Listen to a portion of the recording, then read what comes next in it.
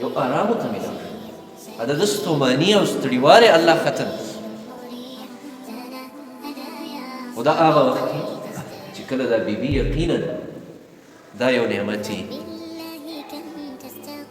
او که نه هغه په انسانانو کې ځناوري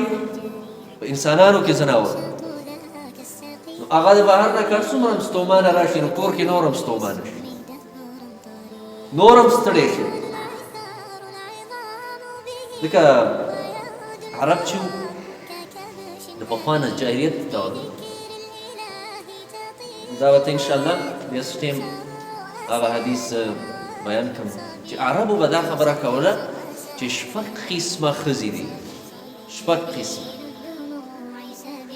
او بعضې تاریخونو کې څلور قسمه راغلي چې د دوی سره نکاح نه ده پکار ځکه هغه ستا د سکون په ځای باندې او ستا د اطمینان په ځای باندې هغه ستا دپاره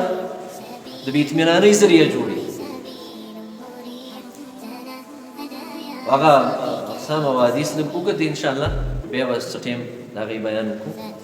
او الله رب العالمین فرمایلي وجعل بینکم مودة ورحمه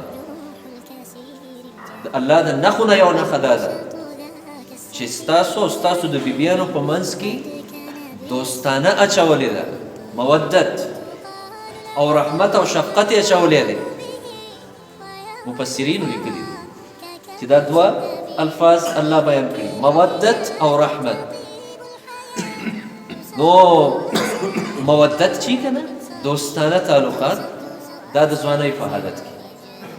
د ځوانۍ په حالت کې او رحمت او شفقت دا بیا د بوډاوالي په حالت کې بیا اسې هغه بوډا او بوډۍ په یو بل باندې خفه کېږي او شفقت یو بل سره ځکه الله دا دواړه الفاظ استعمال کړي مودت او رحمت دا د الله د نښو نه دا یو نښه ده او الله فرمایي ان فی ذلک لآیات لقوم یتفکرون چا کې چې فکر او سوچ او دې کې سوچ وکړي د الله په دې نښو کې د الله په دې قدرتونو کې نو یقینا چې دی به ترېنه یو عبرت واخلي او دی به ترېنه یو سوچ واخلي او الله رب العالمین قرآن مجید کې د دې حوالې سره سوره نور کې دا حکم کړی حکم یې کړی وانکحوا الایام منکم والصالحین من عبادکم وإمائکم الله رب العالمین فرمایي تاسو